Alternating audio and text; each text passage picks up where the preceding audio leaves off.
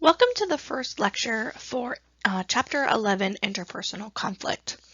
In this chapter, we are going to be defining interpersonal conflict, talking about what are the kind of characteristics of interpersonal conflict, and then we'll also look at some potential sources and benefits of conflict. In the next lecture, we'll talk about some of the conflict management strategies that are used in relationships.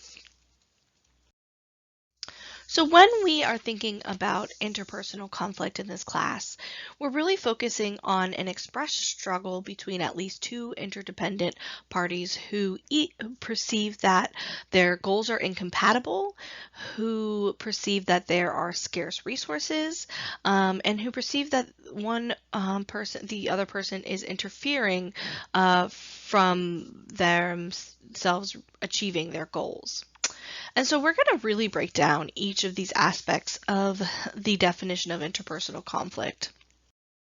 But first, I want you to discuss a recent conflict that you have experienced in your own interpersonal relationships.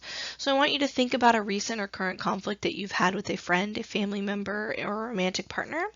I want you to reflect on what was the source of the conflict, how did you communicate during this conflict, and what was the outcome of this conflict. And don't forget to comment on a reflection of your classmates as well.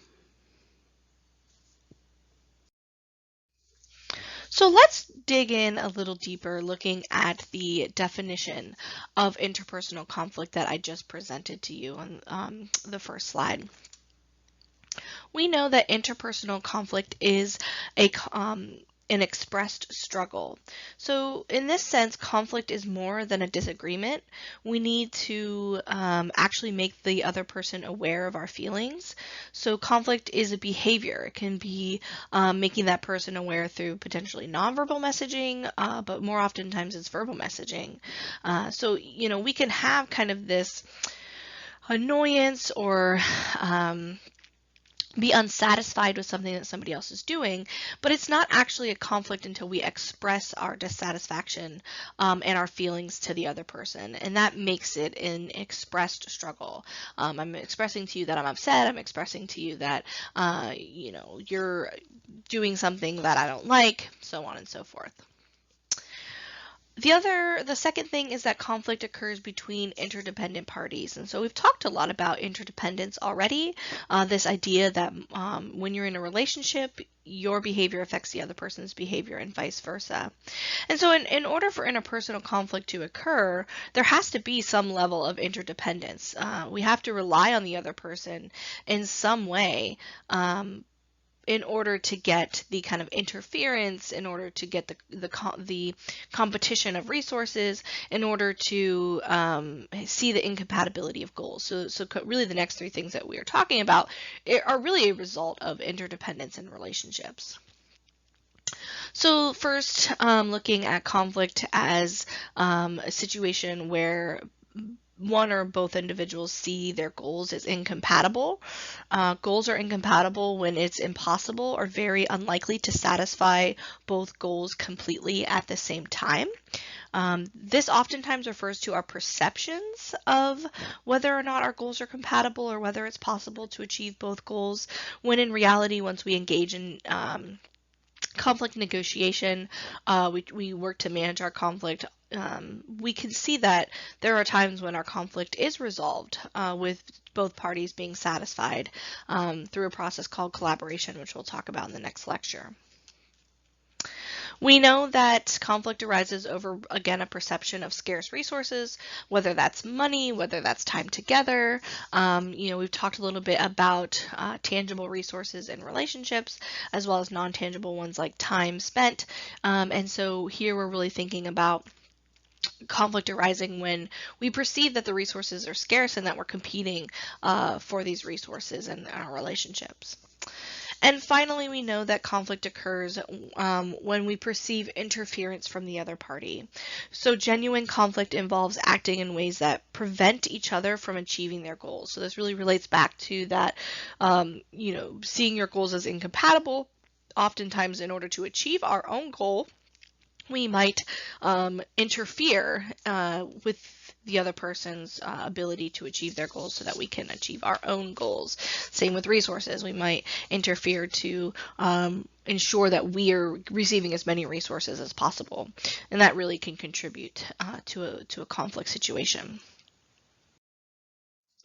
So let's look at some of the characteristics of conflict that your chapter talked about. The first is really important, and it's that conflict is natural in relationships.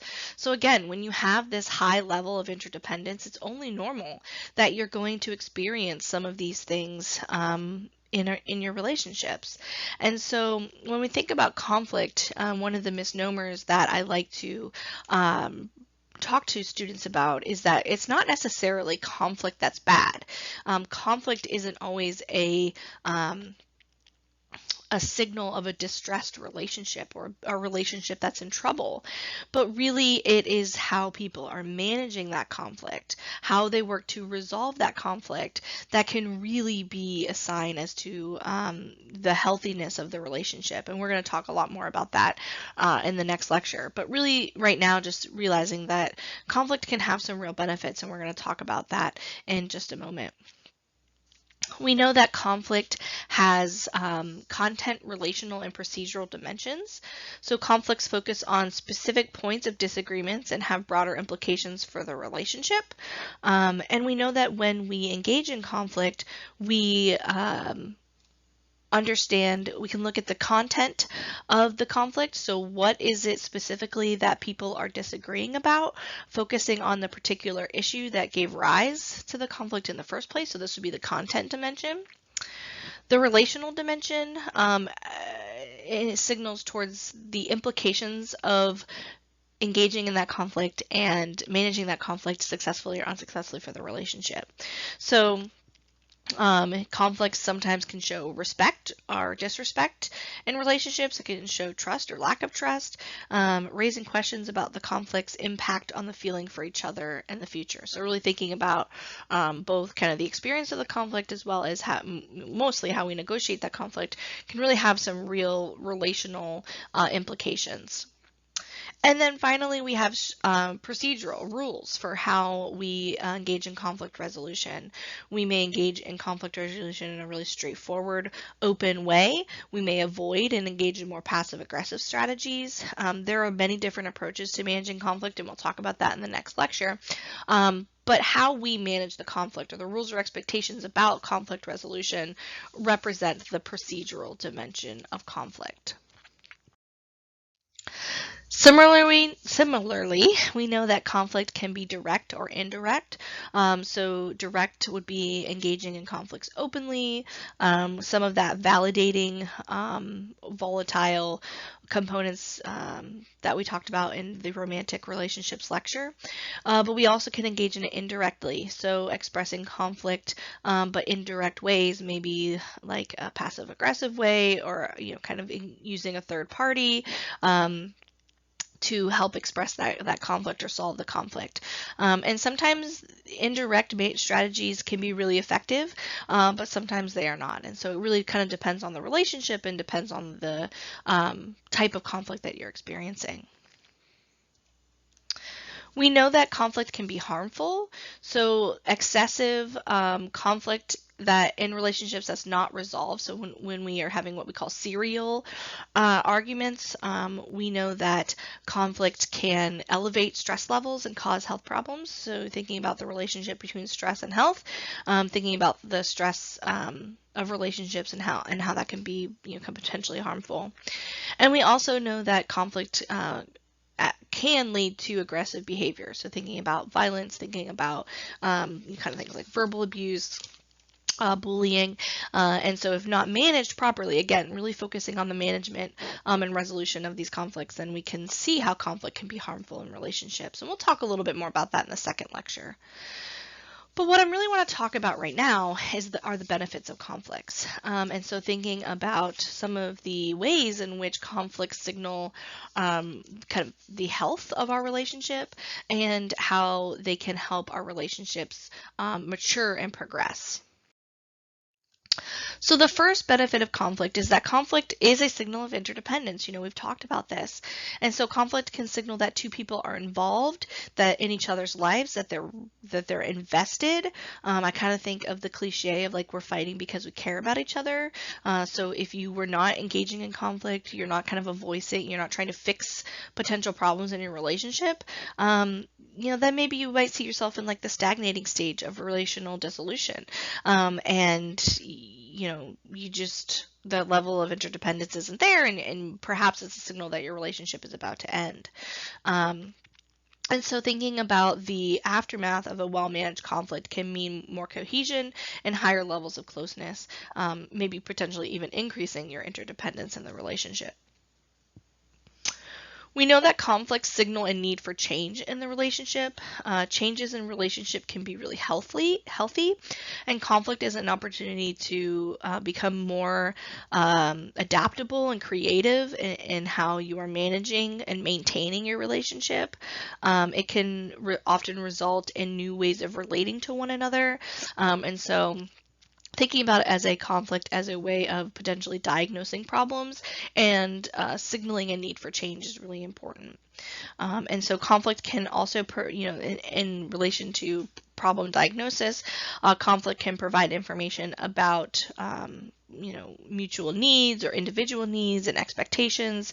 It can prevent conflicts from building up into major issues. And so thinking about one of the benefits of being fairly direct and managing conflicts when they arise, if we can handle the smaller conflicts, then we can potentially ward off big blowouts in our relationships, where we are really engaging in kind of like gunny sacking or kitchen sinking, where we are just bringing in all kinds of things that aren't related to what initially started the conflict, and those interactions are generally have really poor outcomes. The last benefit of conflict is that conflicts can give people confidence in their relationships. And so thinking about when a conflict is handled successfully, that can give us confidence that we'll be able to handle potentially larger issues in our relationship down the road. It provides certain levels of stability. Oftentimes can reaffirm commitments. So when a person is willing to engage in conflict and engage in it in a positive way, work through things with you, it can reaffirm their commitment to the relationship and signal that your relationship is in a good place, even though maybe you're experiencing a disagreement at this time.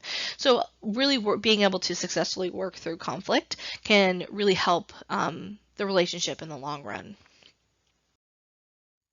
So the last thing that I want to talk about in this lecture is looking at some of the common sources of conflict. We know that from the research in relationships, the top sources of conflict are personal criticisms, so things like nagging, bad habits, all of those, maybe some of the things, complementary pieces of attraction can sometimes create situations that that behavior is no longer attractive, and when we begin to kind of nag and criticize about that, we can really see a rise in conflict in relationships. Finances, money is of course a resource, and so finances and relationships, especially relationships that have endured for some time or are at higher levels of commitment, we see that as being one of the top reasons for conflict. And then finally, thinking back to some of those instrumental pieces of communication, thinking about household chores and managing daily activities can be a source of conflict in relationships. The last thing that I want you to do right now is I want you to come up, so these were the top 3 in the research, but I want you to think about what might be some other sources of conflict in relationships. So go ahead and take a moment and reflect on that now. Okay, that concludes our first lecture on interpersonal conflict. The next lecture we'll be looking at conflict resolution and really managing conflict in relationships. And how can we do that? What are some different strategies? And how can we be more successful at conflict resolution in our interpersonal relationships?